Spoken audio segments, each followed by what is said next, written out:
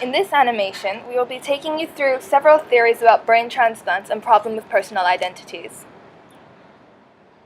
To start off, here's a story. Let's say some aliens creep into the rooms while they are asleep. There's a big explosion, and the aliens swap their brains. When they wake up, Fern is facing herself, and Freya is also facing herself. We would say that they have swapped bodies. Freya now has Fern's body, and Fern has Freya's. This is because even though they are in the other's bodies, they are still the same person as they were. It's not only the looks that define who a person is, but also the brain that determines a person, because your memories, abilities...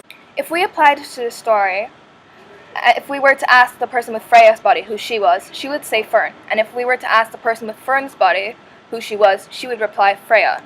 This is because Freya's body now has all of Fern's memories and traits, etc. So she is herself, despite the fact that she is currently in Fern's body. Moving into the first theory of this animation, the brain theory. This is a theory that follows the story. This theory is about how our brain is responsible for part of our identity, which is responsible for your personality traits and your life. There is a problem with the brain theory, however, and to explain this, let's say we have a brain recorder. Quite simply, if you put it on someone's head and turns it on, it will scan exactly how that person's brain is put together and stores it. Now, if you put it on someone else's head and flip the switch, the machine reconfigures the second person's brain to exactly how the first person's brain was put together. The second body now has all the memories and personality traits of the first person. What we can say is that they both have each other's memories and abilities. Fern will say that she is Freya, and vice versa. This makes sense. However, no physical part from Freya was moved over onto Fern, and vice versa. Now what we have to say is people don't follow where their brains go, and this proves that the brain theory is incorrect. So now moving on to the animal theory. The materials of what our body is made of is constantly being replaced, so only a small fraction of the atoms that made the 2-year-old body is left in our bodies today.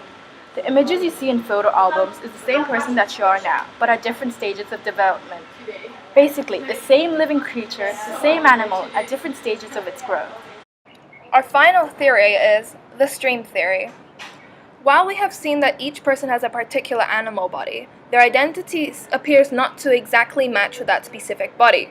We seem to rather have various psychological properties tied up that could principally pass from one body to another.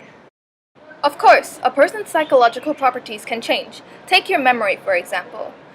It has been stored, added, and piled with new memories over the years, and there are plenty of things that you have forgotten.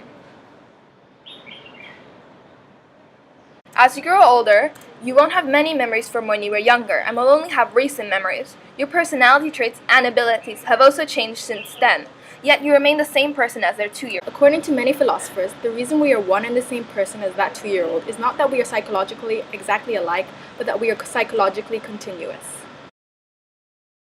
An example of psychological continuity: you can't remember anything from when you were 2, but suppose when you were 10 could remember being 5, and suppose when you were 5 could remember being 2.